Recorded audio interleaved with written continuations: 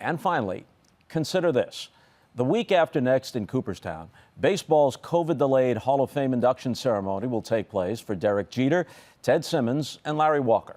Also to be honored, posthumously, Marvin Miller, the longtime head of the Players Association.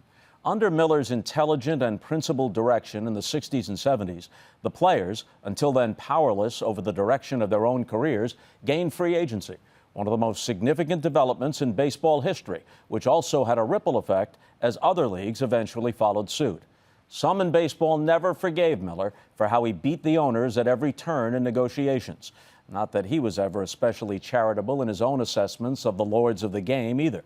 And while Miller could at times be too unyielding and doctrinaire, in the big picture and in his time, he was right, and his influence was monumental. There's no denying he's one of the most significant figures in the history of the game.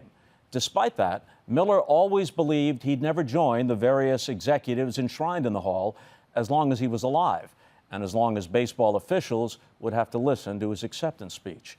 In fact, Miller's prediction came true. He died in 2012 at the age of 95, and only now, 9 years later, will his place in baseball history finally be recognized, but not properly, since he won't be there both to accept his honor and speak his piece. And that brings us to the player most closely associated with Miller, the late Curt Flood, the all-star Cardinal outfielder of the 60s who hit .293 lifetime, won 7 Gold Gloves, and was an important part of 3 Cardinal pennant winners. Flood was a distinctive player and an even more distinctive individual, well-read and with a variety of interests, which included his active participation in the 60s civil rights movement.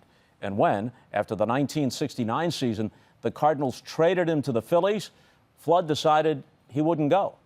He had his reasons. It's been a master and slave relationship. As long as you do what I say do, you're fine. Flood's cause was taken up by Marvin Miller and the Players Association, and eventually went all the way to the Supreme Court, where it lost on a narrow vote. Still, a statement had been made, an important one, on the long path to players' rights, even if Flood himself would never reap the tangible benefits. He'd play only 13 more games in the majors. By that point, a broken man, both emotionally and financially. Baseball, and the museum where its history resides, can do better by Curt Flood. This is not an argument for his enshrinement as a player. He was an excellent player, though not quite Hall of Fame great. But there exists a perfect answer. Years ago, a special committee enshrined 17 previously overlooked players and contributors from the Negro Leagues. And somehow, they bypassed Buck O'Neil. Their focus was too narrow. They looked at statistics alone. Buck O'Neil's significance and contribution to the game was so much greater than mere numbers. Storyteller supreme, contemporary of Satchel Paige and Josh Gibson, treasure trove of baseball and Negro League history, a national treasure who was the most memorable presence in Ken Burns' baseball documentary. How could they not see all that? Well, Buck was too gracious to say so, but the snub hurt him and embarrassed the Hall, which quickly found a way to remedy the injustice. A statue in Cooperstown and a Lifetime Achievement Award named for O'Neil to be given only occasionally and only to those whose overall contributions to the game merit it. Buck himself was the first recipient. Rachel Robinson is among the select few who have received it since. Curt Flood absolutely fits the profile of a baseball figure worthy of the O'Neil Award. And now is the time.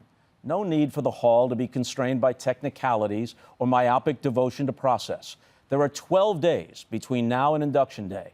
Just do it by acclamation. When baseball gets it right, it can be both moving and meaningful. The All-Century Team, baseball's role in the aftermath of 9/11, the Field of Dreams game. But sometimes baseball gets it wrong. They got it wrong for a long time with Marvin Miller. Here's a chance to, at least in part, make it right.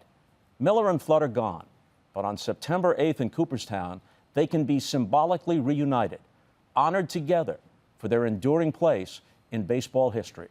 It would be a perfectly fitting gesture and the kind of grace note Buck O'Neil himself would approve and applaud.